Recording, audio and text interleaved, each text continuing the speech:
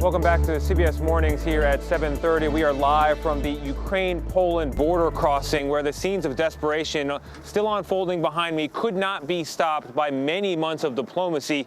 The question is, will sanctions help? New financial sanctions targeting Russia's billionaire oligarchs will be discussed by European officials later today. That's according to the Reuters news agency. Of course, Russian-owned luxury yachts and jets and property are already targets of several Western nations, including the U.S. Britain has sanctioned a dozen of Russia's billionaires so far, sanctioning them directly. And its parliament is now considering new laws that would make it harder for those oligarchs to spend their money there. Imtiaz Tyab is in London with that story. Imtiaz, people are looking for anything to stop this. Good morning. Yeah, you're absolutely right, Tony. Good morning. Well, this economic crime bill is really aimed at preventing wealthy Russians from either hiding or laundering their money here in the UK. But the concern is that it's really too little, too late. London has long been a playground for the wildly rich. Thank you, Mr. Speaker. But Prime Minister Boris Johnson says the days of dirty money are over. That means oligarchs in London will have nowhere to hide. Oligarchs, Russian industry titans with ties like tentacles to the Kremlin, are being targeted in tough new economic sanctions by UK lawmakers.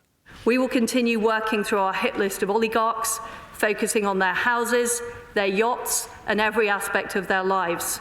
But that hit list doesn't include Britain's most famous oligarch, Roman Abramovich, who's known President Putin for decades. Worth an estimated $12 billion, he owns the London soccer club Chelsea. Just last week, Abramovich put the club up for sale with a reported $2.5 billion price tag, promising to donate proceeds to victims of the war in Ukraine. But it's in property where most oligarchs store their cash. The UK has laundered the world's dirty money for decades. Rachel Davies is with the anti-corruption watchdog Transparency International. We've found £1.5 billion worth of UK property that's owned by Russians who are either connected to corruption or have close ties to the Kremlin.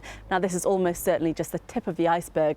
This is Britain's second largest home, second only to Buckingham Palace, valued at over $400 million.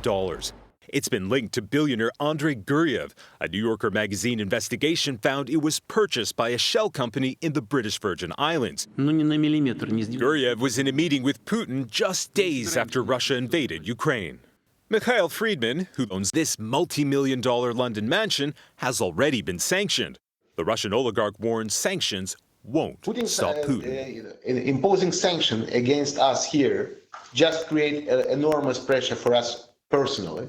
But we do not have any impact for political decision at all. This will be about hurting Putin. Still, the economic crime bill, which closes loopholes like the use of shell companies as a way to launder cash, is designed to put more pressure on those with close ties to Vladimir Putin and those who make it easy for them. Here in London, we have an army of professionals, lawyers, bankers, accountants, estate agents. Many of them are acting with integrity, but unfortunately a lot of them are either willfully engaging with corrupt individuals or turning a blind eye while they help them launder their money. Now, as the war in Ukraine continues to sort of rage on, this battle to find and freeze Russian assets is really just getting started. But here's the thing, even with these new laws, the concern is that Russian oligarchs will still find ways to shield their assets from scrutiny. Tony. Imtiaz Tyab for us in London. Imtiaz, thank you very much. Appreciate it.